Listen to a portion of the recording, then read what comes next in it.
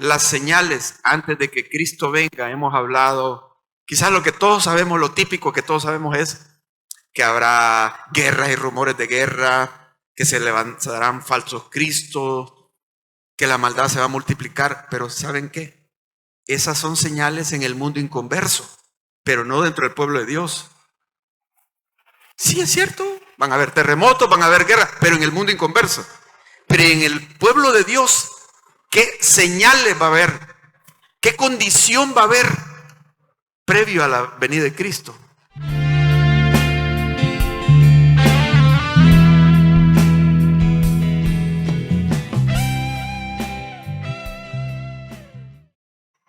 Primera de Samuel, titulado Todo apunta al Mesías, porque primero me baso en lo que Jesús le dijo a sus discípulos, que agarró las escrituras, dice, y pasando por la ley, los profetas y salmos, les demostró todo lo que las escrituras decían de él, de Jesucristo. Entonces quiere decir que Cristo está en cada libro y no lo hemos visto, porque los discípulos ni lo habían visto. Pero cuando vieron a Cristo en las escrituras y que Cristo se les fue, estaba resucitado, dice que se decían el uno al otro, no ardía nuestro corazón cuando nos abría las escrituras. Hermanos, pidámosle a Dios que nos arda el corazón cuando nos abra las escrituras. Mire, yo tengo un versículo que es mi lema y es lo que yo voy a hacer mientras esté de pastor acá. Y es Hechos 19:20, que dice: y la palabra de Dios crecía y prevalecía poderosamente. Crecía y prevalecía poderosamente. Ese es mi objetivo. Pero para que ese objetivo se cumpla, yo tengo que empezar por eso. Y por eso intento dar a entender más de lo que parece verse, porque hay un gran déficit en el cristianismo actualmente, que la Biblia ha aburrido a muchos cristianos y en realidad no la estudian y medio la leen de forma tan superficial que con razón les ha aburrido. Cuando entendemos, cuando vemos lo que está más debajo de la superficie, nos entusiasmamos y ahí es donde de verdad disfrutamos las escrituras. Y cada vez, cada capítulo es una aventura, es algo que, como hermano, usted agarra una serie de Netflix y a usted le parece que la Biblia es así, hermano. Cuando uno lo va entendiendo, es así y más. Tenemos que valorar esto ahora. Yo les digo, cuando dice todo apunta al Mesías, cuando uno empieza a ver a Cristo acá, pero no solo es eso, porque todo forma parte de una sola cosa. Y es que no solo la Biblia, todo apunta a Cristo en la Biblia, Antiguo y Nuevo, sino que en su propia vida. Y usted no se ha dado cuenta que todo lo que ha sucedido en su vida, aún bueno o malo, todo eso ha sido para que usted tenga un encuentro con Cristo y cada vez lo valore más y se dé cuenta quién es Él. ¿Por qué? Porque por toda la eternidad nosotros nos vamos a dar cuenta que Él era la razón de todas las cosas. Y perdérnoslo aquí en esta vida es una lástima. Que solo ya cuando nos muramos vamos a llegar ante Él y lo vamos a ver cara a cara y vamos a caer al suelo asombrados de Él, y en esta vida no nos dimos cuenta. No puede ser. El propósito de Dios es que en esta vida nos demos cuenta de quién es Él y que crezca Cristo tanto en nosotros que digamos como Juan el Bautista, es necesario que Él crezca y que yo mengüe. Ese era el propósito. Las cosas malas que nos han sucedido es para que nos demos cuenta, solo en Cristo está la satisfacción y la salvación. Y las cosas buenas que hemos recibido en la vida son para darnos cuenta, pero eso es temporal. Solo Cristo es eterno.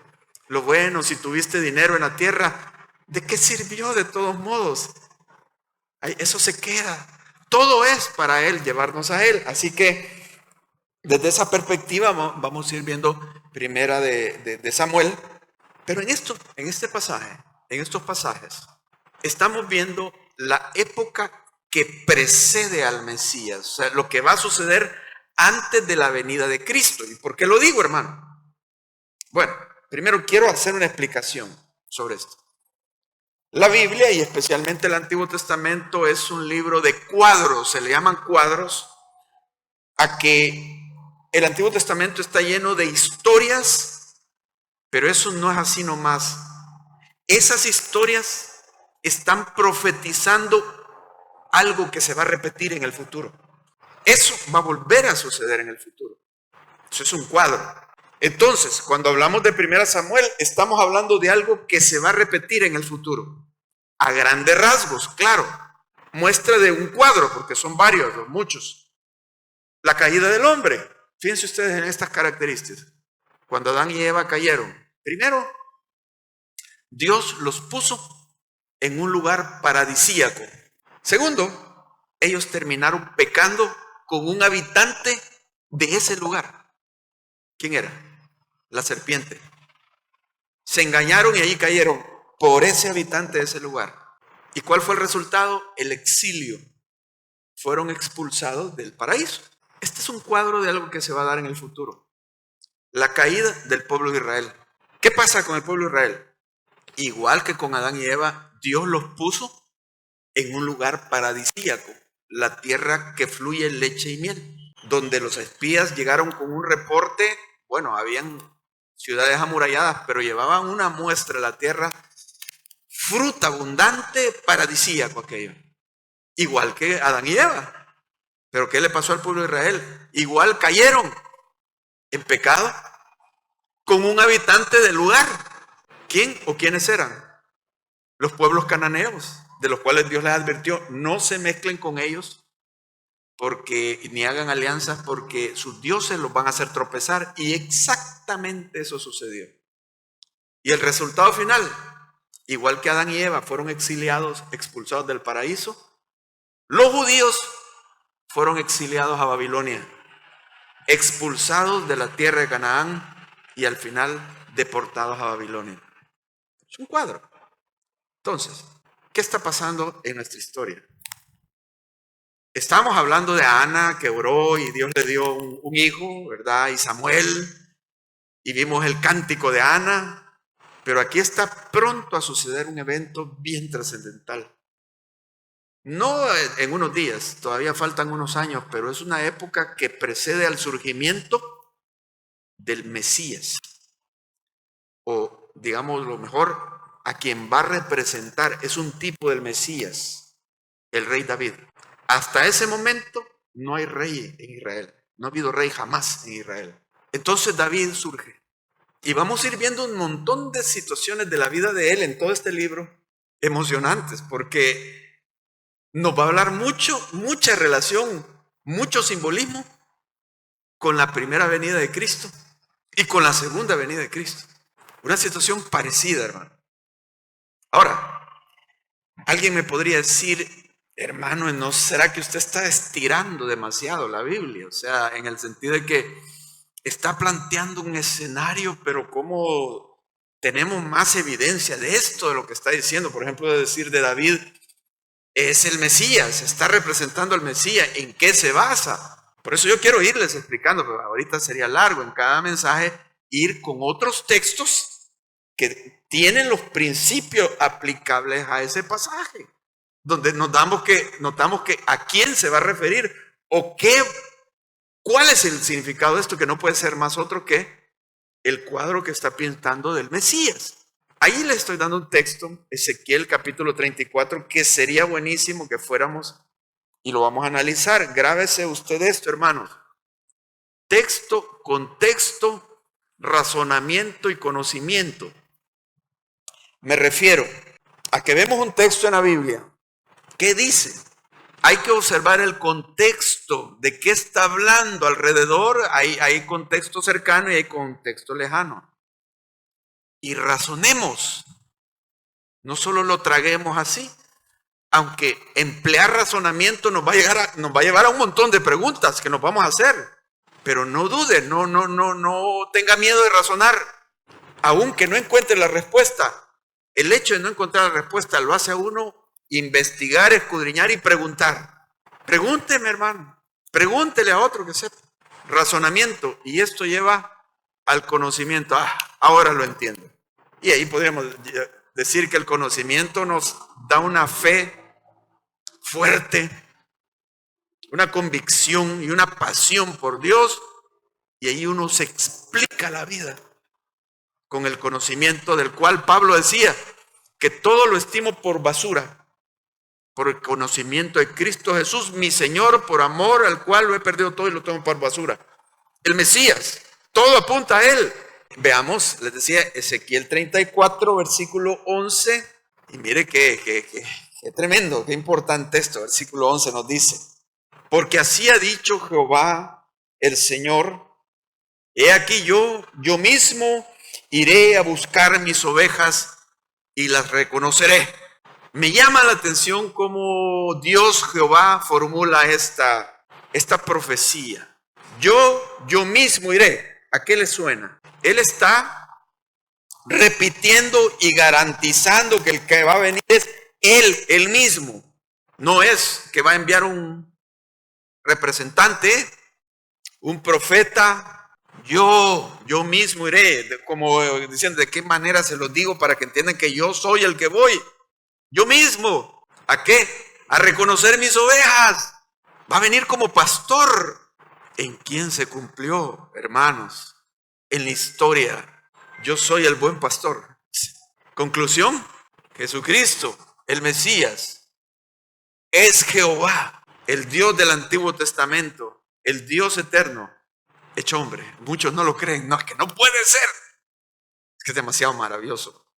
Y sigue diciendo: como reconoce su rebaño el pastor el día que está en medio de sus ovejas esparcidas, así reconoceré mis ovejas y las libraré de todos los lugares en que fueren esparcidas el día del nublado y de la oscuridad, y yo les sacaré de los pueblos y las juntaré en las tierras, las traeré a su propia tierra, las apacentaré en los montes de Israel, por las riberas y en todos los lugares habitados del país. ¿Se dan cuenta ustedes lo que está pasando aquí? Mire, cuando ustedes relacionan de que Él mismo viene, entonces comienza a enumerar una serie de cuestiones que Él va a hacer con sus ovejas.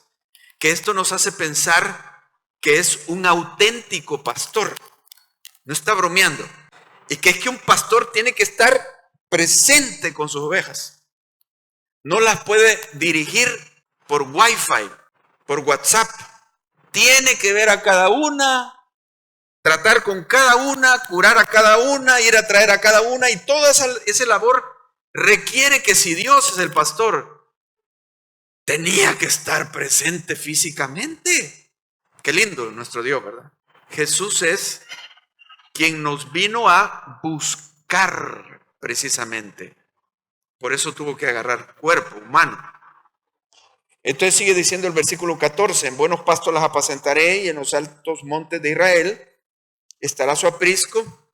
Ahí dormirán en buen redil y en pastos suculentos, y serán apartadas sobre los montes de Israel. Yo apacentaré mis ovejas y yo les daré aprisco, dice Jehová el Señor. Yo, Él no dice que está con otros que lo van a hacer, sino que Él. Yo buscaré a la perdida, haré volver al redil a la descarriada, vendaré la perniquebrada y fortaleceré la débil, mas a la engordada y a la fuerte destruiré, las apacentaré con justicia. Aquí empieza a haber un quiebre. Menciona una engordada y que la va a destruir. Y son ovejas. Es oveja. Y entonces el tono cambia y viene haciendo juicio entre oveja y ovejas. El siguiente versículo: mas en cuanto a vosotras, ovejas mías, así ha dicho Jehová, he aquí yo hago juicio entre oveja y oveja, entre carneros y machos cabríos. Os es poco que comáis los buenos pastos, sino que también oyéis con vuestros pies lo que de vuestros pastos queda, y que bebiendo las aguas claras enturbiáis además con vuestros pies las que quedan. ¿A quién se lo está diciendo? Se lo está diciendo a las ovejas, a las que va a juzgar, a las fuertes, a las gordas, que se están comiendo todo y que enturbian las aguas, las patean, y cuando llegan las débiles, todo lo encuentran ya arruinado. Entonces sigue diciendo, versículo 19: y mis ovejas comen lo hollado, o sea, lo pateado de vuestros pies, y beben lo que con vuestros pies habéis enturbiado. Por tanto, así dice Jehová el Señor: he aquí yo juzgaré entre la oveja engordada y la oveja flaca. Otra cosa más que hacen, versículo 21. Por cuanto empujasteis con el costado y con el hombro y acorneasteis con vuestros cuernos a todas las débiles hasta que las echasteis y las dispersasteis. Yo salvaré mis ovejas y nunca más serán para rapiña, y juzgaré entre oveja y oveja. Quedémonos acá. Y quiero destacar otra cosa que está sucediendo aquí. Prácticamente Dios está declarando que en el pueblo de Israel hay una división.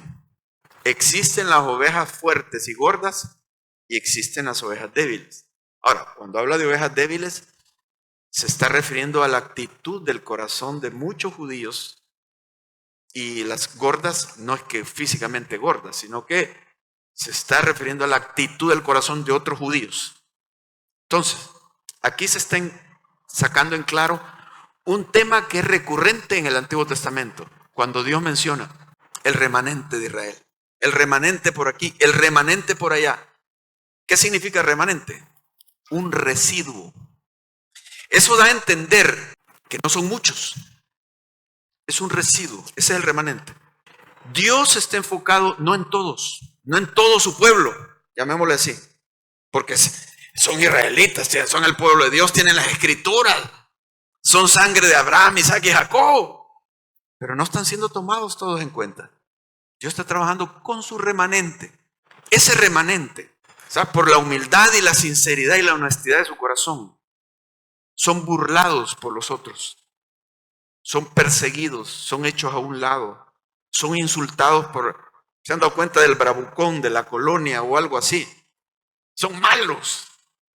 Pero al que es humilde, sencillo, como no emplea malas tácticas, esa es la diferencia entre aquellos luchadores, los limpios y los sucios. Que los sucios hacen trampas y a veces ganan pues por lo tramposos que son, pero los honestos no quieren hacer trampa. Muchas veces les llevan las de perder por eso. ¿Quiénes son el remanente de Israel? Los profetas, hermano. La línea de los profetas eran despreciados.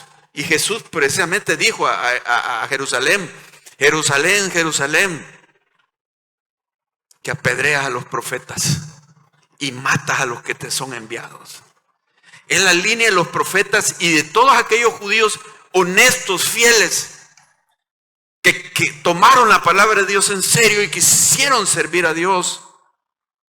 Ese es el remanente, que no son todos. Entonces Dios va a venir por el remanente y al resto los va a juzgar y los va a matar. Aquí dice, y que son ovejas y son israelitas. ¿Recuerdan la situación de Elías? Cuando Elías tiene que huir a la cueva. Y esto lo digo para comprobar que no les estoy diciendo una cosa fuera de orden, sino que es así, hermano. ¿Qué le dijo Jehová cuando lo sacó de la cueva? Le dijo: Elías, ¿qué haces aquí, Elías? Mira la respuesta de Elías: Señor, es un vivo celo por Jehová de los ejércitos, pero los hijos de Israel me buscan para matarme y solo yo he quedado. Me da tristeza, hermano, porque esta respuesta de Elías quería decir: viviendo en Israel, no conocía a nadie más que fuera fiel a Dios. Se habían acabado. Todos estaban siguiendo a Astarot, a Baal, al mundo, y era el pueblo de Dios, se suponía. Ya nos enseñaban las escrituras, pero tenían actividad religiosa y toda la cuestión. Y solo yo he quedado y me buscan para matarme. Y le dice el Señor: Elías, me he reservado 7,000 que no han doblado sus rodillas ante Baal, ni sus bocas lo han besado. 7,000. ¿Quiénes son? El remanente del cual les estoy hablando. Pero pongámonos a pensar cuánto era la población del Israel del norte, porque de eso está hablando, el reino del norte. Pongámosle No he hecho ningún cálculo y no sé si exista, pero pongámosle según los reportes de los ejércitos que tenían. 500,000 conservadoramente. Y Dios tenía 7,000. O sea, hay una gran diferencia entre 500,000 y 7,000, ¿verdad? Ahora, esto se traslada a la iglesia también, previo a venir el Mesías. Lo que nos está marcando la Escritura es que la condición de la iglesia es deplorable. Apocalipsis. Jesús le manda carta a 7 iglesias. 5 salen desaprobadas. Hay mucho reclamo contra esa iglesia. Contra esas 5 iglesias de 7. Y 2 son felicitadas. ¿Qué les hace pensar esto, hermano? ¿Es un remanente? Y si nos enfocamos más a una congregación, ¿cuántos sirven en una congregación? ¿Cuántos mueven la iglesia en una congregación? Según una vez oí yo, de estadísticas, es un 30%. Y alguien dijo, si hay un 36%, la iglesia puede considerarse bendecida, ¿no? Si ese 30%, ese 36% desaparecieran de repente, la iglesia se viene abajo. Porque son los que mueven, son los que sirven, son los que aceptan reto. Los demás no. Entonces, el remanente es así. Es un grupo, hermanos. Yo les digo a los líderes nuevos, no se me desanimen, hermanos, no es de todos servirle a Dios. Muchos huyen al servicio de Dios, no se quieren comprometer, son unos pocos. Pero Dios les va a ir dando quiénes lo van a hacer. ¿No se recuerdan cuando Jesús dio un sermón? El sermón del pan de vida. Y dice la Escritura, muchos se cuestionaban, ¿por qué nos dice eso? Y Jesús se dirige a ellos y les dice, ¿esto os ofende? Y dice, desde ese día, muchos dejaron de seguirlo. Y solo se le quedaron los 12, hermano, el remanente. Y aún a ellos les vuelve y les dice, ¿quieren irse ustedes también? Adelante. ¿Se quieren ir? Y Pedro, mire, el remanente no son perfectos los que están en el remanente, pero son sinceros. Y tienen su corazón para Dios. Y Dios los va ayudando y los va bendiciendo, hermano. Ojalá que seas de esos. Y es de que nos ubiquemos de cuáles ovejas soy, de las engordadas o de las flacas. En espíritu, ¿verdad? Porque el que es flaco en espíritu dice, yo necesito palabra. Pero el engordado, como ya está bien comido, si ese tema ya me lo sé yo, que van a tocar eso, si yo no tengo problema. O sea, le rebalsa, pues no disfruta de la palabra, de los temas, no. Vive para sí mismo. Sus propias cosas, sus propios compromisos, intereses y objetivos. Pero la oveja flaca quiere comer y busca los buenos pastos, los que el pastor diga, lo que Cristo tiene. Entonces, ¿de cuáles somos nosotros, hermano? Sigamos con Ezequiel 34. Y aquí hay otra cosa que quiero enfatizarles, muy, muy buena. Y esto nos explica lo del cuadro, un poco más. Versículo 23. Dice así, y levantaré sobre ellas, sus ovejas, a un pastor. Pero no dijo que él era el que iba a venir, o pastor. Ahora, yo les digo eso, ¿por qué Dios tiene que decir que él va a venir? Si él es omnipresente, está en todas partes, ya está aquí, porque dice que va a venir. Esa referencia donde dice tu Dios viene, etcétera, es que es el Mesías, porque sí, físicamente es como viene, porque él es omnipresente. Entonces, cuando dice yo le levantaré un pastor, es una manera de identificarse él como ese pastor que viene, porque es él mismo, si no habrían 2 pastores y habría una competencia entre Jehová como pastor y otro pastor que ha levantado. Es el mismo. ¿Quién? Y él las apacentará. ¿A quién? A mi siervo David. Entonces no estamos lejos cuando interpretamos que esta es la época cuando aparece el Mesías, porque aquí va a aparecer David, que es tipo del Mesías, tipo de Cristo, y además se le llama el hijo de David a Jesucristo. Entonces, y se identifica porque David era el rey conforme al corazón de Dios, y eso es Jesús, de quien el Padre dijo cuando se estaba bautizando, este es mi hijo amado, en quien tengo complacencia. Así como David, es el hombre conforme a mi corazón. Pero aquí hay un problema, porque aquí menciona que le va a levantar a David como pastor. ¿A quién se referiría? Al rey David. Pero ¿saben cuál es el problema? Que el rey David ya existió hace siglos en esta época. Ya no es una profecía, porque el reino comenzó con Saúl, un rey conforme al corazón del pueblo, o sea, arruinado. Pero ahí está David. Y Ezequiel está profetizando al final de todos los reinados. Todo Israel se ha venido para abajo, ha sido conquistado, el templo arrasado, la ciudad de Jerusalén sucumbió y al exilio. Y allí, en ese momento, es donde Ezequiel dice que Dios le va a levantar a David. A David. Entonces no se puede referir al rey David, hermano. Por eso les digo que cuando habla de cuestiones aquí que no encajan con el momento, son profecías del Mesías. Claramente se está refiriendo al Mesías. De ahí hacemos el cuadro. Entonces, como se va a levantar el rey, ¿cuáles son las condiciones espirituales reinantes en ese momento? Son dos: religión y familia disfuncional y escasez de la palabra de Dios. Ahora, las señales antes de que Cristo venga, hemos hablado, quizás lo que todos sabemos, lo típico que todos sabemos es que habrá guerras y rumores de guerra, que se levantarán falsos cristos, que la maldad se va a multiplicar. Pero ¿saben qué? Esas son señales en el mundo inconverso, pero no dentro del pueblo de Dios. Sí, es cierto, van a haber terremotos, van a haber guerras, pero en el mundo inconverso.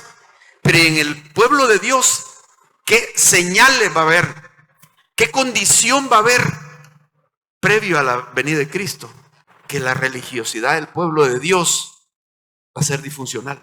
Y las familias, que uno supondría, pero son familias cristianas, son disfuncionales, como que el evangelio no ha logrado penetrar a la familia, porque en realidad, hermano, ahí en la familia es donde uno vive lo que es en realidad, ¿o no? Y uno ha sido formado, pues no tengo datos, pero tal vez yo diría un 99% de la familia, 90% de la familia.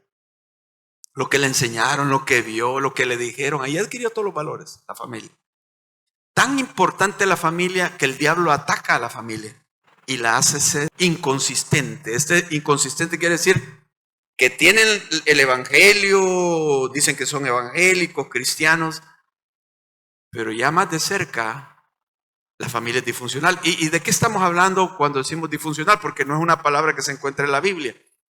Aquí yo digamos, reuniría bajo esta sombría una serie de problemas familiares que hacen que una familia sea disfuncional. Por ejemplo, sería una familia que no funciona como debe de funcionar. Por ejemplo, sería que la mujer manda en esa familia, que no debería ser así. Pero yo veo algunos casos que hay una mujer que son mandonas y se imponen, y el esposo ya, mejor para estar peleando. Ay, sí, yo he visto ya gente anciana, cristianos que han llegado a eso, hermano, y cualquiera lo nota. Ay, la fulana es la que, y el pobre es bien manso. Hay mujeres mandonas, pero otra es porque el hombre es tan pasivo que la mujer tiene que tomar el control, hermano, que no nadie lo hace. Vive solo para sí mismo, que lo atiendan, lleno de temores, miedoso, no toma responsabilidades, y a la mujer le toca. Pero es disfuncional. Otro caso disfuncional, que el hombre tiene sus vicios y tiene que estarlo aguantando ahí en la familia. Y hasta cubriéndole, hermanos. Y la esposa llamando al teléfono, fíjese que ha amanecido enfermito y que no, que bolo ha estado toda la noche. Y tiene que disculparlo. Es que le ayudan a ser adicto. Y eso es disfuncional totalmente, hermano. Cristianos, o sea, las señales en el mundo son otras. Claro, siempre hay un remanente, hermanos. Siempre hay familias bien puestas, pues. No quiere decir que son perfectos, pero su corazón es para Dios y no dejan caer a tierra las palabras de Dios. Familia disfuncional, cuando la cipotía gobierna a todos. Y lo que ella dice, eso se hace. ¿O no? Sí, hermanos. La cipotía consentida se planta y todos, no, la niña, vamos donde la niña. ¿No quiere ir la niña? Pues no. Eso es disfuncional, hermano. Los papás son los que mandan, no los hijos. O que el cipotío consentido, el último, ¿va? O el mayorcito, que es el adorado y Y disfuncionalidad cuando cada uno tiene su favorito y se nota aquello, hermano. Ahí está. Y podríamos seguir hablando. Familias cristianas, estamos hablando de la situación, la condición religiosa, espiritual de las familias cristianas antes de venir Cristo. Es deplorable, pero así es. Ahora yo les digo esto, hermanos, y si quizás algunos digan, sí, yo sé, ¿verdad? Y alguien les diga, que mi familia, si yo así he vivido. Bien, vamos a hablar de reconstrucción más dentro de 2 mensajes. Y quizás si alguien ha vivido, y ya ni modo, ya la familia se formó así, ya hay cosas que no se pueden arreglar. Y también todo depende de usted que es cristiano, porque cómo cambiarle la voluntad y la manera, la dinámica familiar disfuncional a esa familia, no se puede, muchas veces. Pero si usted es cristiano, usted trata de vivir para Cristo, aunque los demás no. Y cumpla su papel, aunque los demás no. Y vaya, vamos a la iglesia. Y se planta el papá que no quiere venir a la iglesia. Pues no va toda la familia. Ahí los detuvo. No quiero decir una vez, tal vez se sentía enfermo o alguna.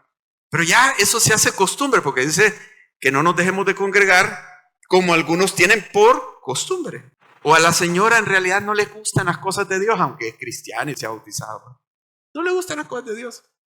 Y el esposo quiere ir a alguna actividad de hombre. No vaya, quédate aquí. No lo deja ir, hermano. Miren, hay mujeres que bloquean a los varones. En la familia disfuncional se cambian los papeles y, hermanos, tarde o temprano esto afecta a los hijos. Porque mire, los hijos están viendo. Y si ve, por ejemplo, que la mujer grita y el esposo se le calla y ahí se queda.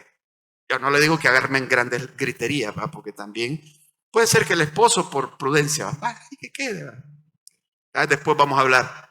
Pero cuando es eso desde la imposición y todo, el cipotillo jugando con su carrito, ve y sigue jugando y no dice nada. Van para su matata, empieza a acumular. Y cuando llega grande, y se lo digo porque yo lo leo en un escrito cristiano, en un libro que el hombre contó, el autor contó de esa disfuncionalidad de su vida por haber vivido en un hogar donde la mamá mandaba. Y entonces él dijo, allá de chiquito, dijo, yo no quiero a una mujer así, que me mangonee, que me someta. Por eso él se volvió agresivo con las mujeres. Y cuando una mujer decía una opinión, él de choque la contradecía. Y así, y a veces sí, ¿por qué soy así? Porque él huía a esa imagen de una mujer que domina el hogar y el hombre pasó. Yo no quiero ser como mi papá. Se dan cuenta que los papás ni cuenta se daban lo que estaba provocando en el hijo. Claro, a esta altura le digo, bueno, cada uno dice, bueno, si yo viví en un hogar disfuncional o tengo un hogar disfuncional, yo sé, cumpla su papel. Tal vez hay oportunidad de hacer otra influencia, ¿verdad? Y hasta que están comenzando, háganlo así, y varones también, amárrense los pantalones, ¿verdad? Porque mucho depende de la influencia del hombre. Aquí vamos a ver una historia donde el papá, desastre, hermano, y que era sacerdote, hermano, descendiente de Aarón, para muestra un botón, ¿va? Si así andaba el sacerdote y sus hijos, ¿cómo va? Entremos y leamos el texto, y yo creo que por aquí nos vamos a ir quedando, pero yo solo quiero decirles, porque lo dejo en capítulo.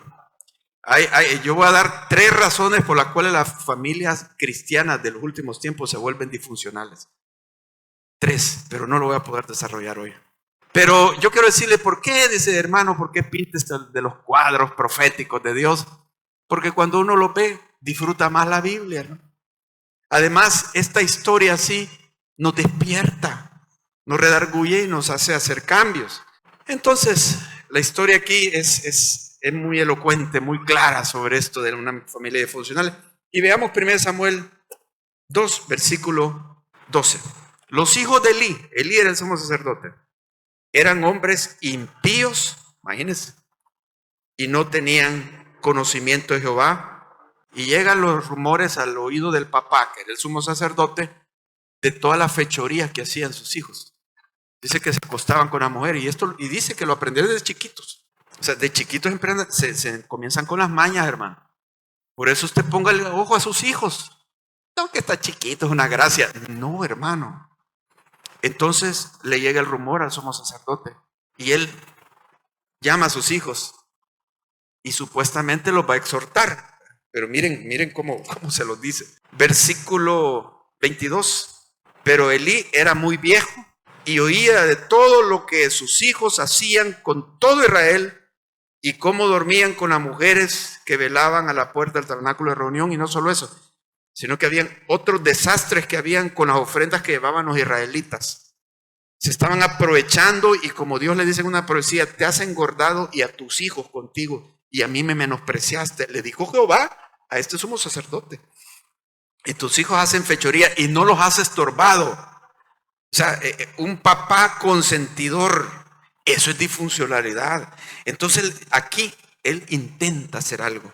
Versículo 23. Y yo no sé si ustedes le van a agarrar el tono como está hablando. Y dice, ¿por qué hacéis cosas semejantes? Porque yo oigo de todo este pueblo vuestros malos procederes. Ay, digo yo, qué viejo es. Miren, si los está criando desde pequeño, no se había dado cuenta de lo que hacen. Ya viejo, dice, avanzado de edad, les viene a decir, yo oigo lo que dicen. No, no se haga. Usted ya sabía, o no quería darse cuenta, o su manera de hacer era de un padre alcahueto totalmente, y ahora les está diciendo algo. Y la forma, no hijo, no es buena fama. Y sigue diciendo versículo 24, no hijos míos, porque no es buena fama la que yo oigo, pues hacéis pecar al pueblo de Jehová. Si pecar el hombre contra el hombre, los jueces le juzgarán, mas si alguno pecare contra Jehová, ¿quién rogará por él? Pero ellos no oyeron la voz de su padre. Con razón no oyeron, hermano. ¿Qué les importó? Nunca había tenido autoridad con ellos desde pequeños. No la ejerció y ahora está hablando como alguien que ha perdido la autoridad con palabritas así. Hermanos, los hijos deben darse cuenta de la autoridad de ustedes. No quiero que los van a destruir, pero que teman el enojo de ustedes y que cuando ustedes les den, que les duela. Ahí te va a venir a traer el sorbetero, ahí te va a llevar el policía. Hermanos, esas tácticas no dan resultado. Tienen que ser firmes. Y claro, amarlos, no estamos hablando de no amarlos, pero aquí solo estoy empezando el tema de esta disfuncionalidad que tenía este hombre. Y voy a hablar de otras 3 causas espirituales que hay debajo ahí, por la cual las familias antes de la venida de Cristo, las familias cristianas y las familias de Israel son disfuncionales porque son religiosos y tienen una vida familiar disfuncional. O sea, la religión no les ha calado. No da resultado, hermano.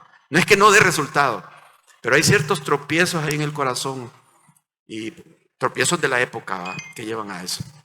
Vamos a orar.